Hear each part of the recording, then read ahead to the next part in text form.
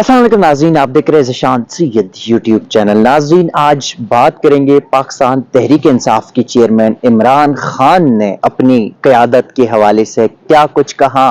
Adiala jail میں صحافیوں کے ساتھ انہوں نے گفتگو کی ہے، کیا اہم انکشافات کیے، کیا پلاننگ ہے، وہ آپ کے ساتھ ڈسکس کریں گے۔ دوسرا یہ کہ عمران خان کے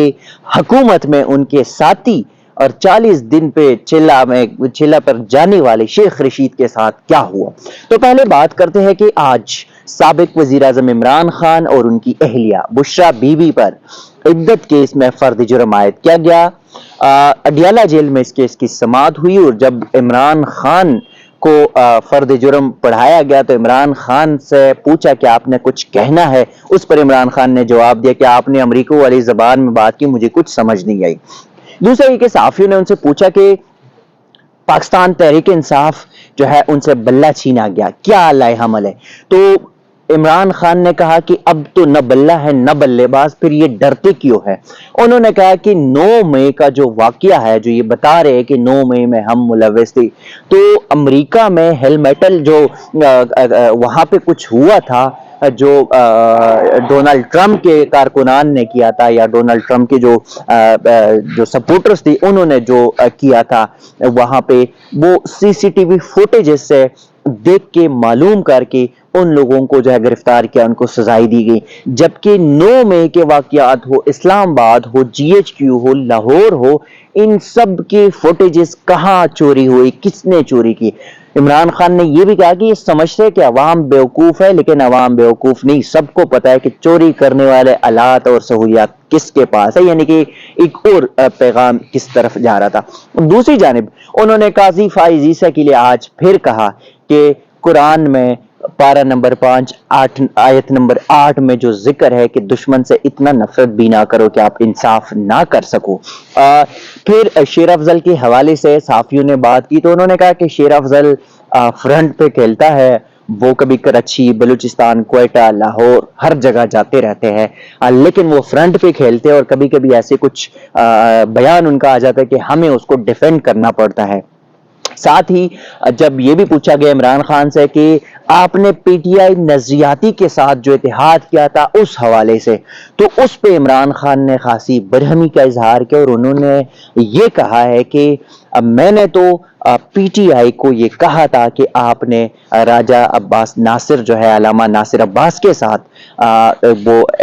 اپنا یہ جو اتحاد ہے، الائنس ہے، یہ کرنا ہے، تو یہ نظریاتی کے پاس کیسے گئے؟ اور یہ بھی بتایا جا رہا ہے کہ عمران خان کو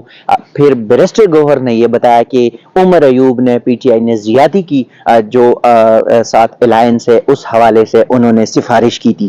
ساتھ ہی کہ عمران خان نے یہ بھی کہا کہ جب میری حکومت گری تو اس کے بعد جنرل باجوہ سے میری 2 ملاقاتیں ہوئی تھی اور میں نے ان کو تب کہا تھا کہ جو اہم اس ملک کے لیے بہترین چیز ہے وہ یہ ہے کہ انتخابات فری اینڈ فیئر الیکشن ہونی چاہیے۔ ساتھ ہی انہوں نے کہا کہ 90 دنوں میں پنجاب اور خیبر پختونخوا کے جو انتخابات ہونے تھے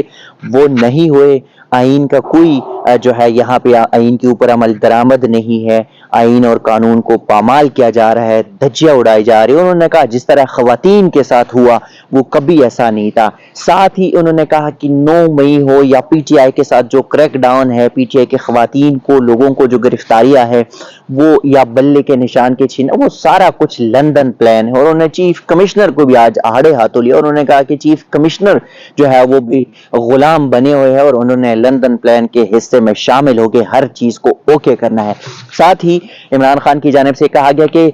جو میری پارٹی کے اوپر کریک ڈاؤن شروع کیا گیا تو کچھ لوگ جو تھے ان کو زبردستی جو ہے ان سے پارٹی سے نکالا گیا، پریس کانفرنس کروائے گئے۔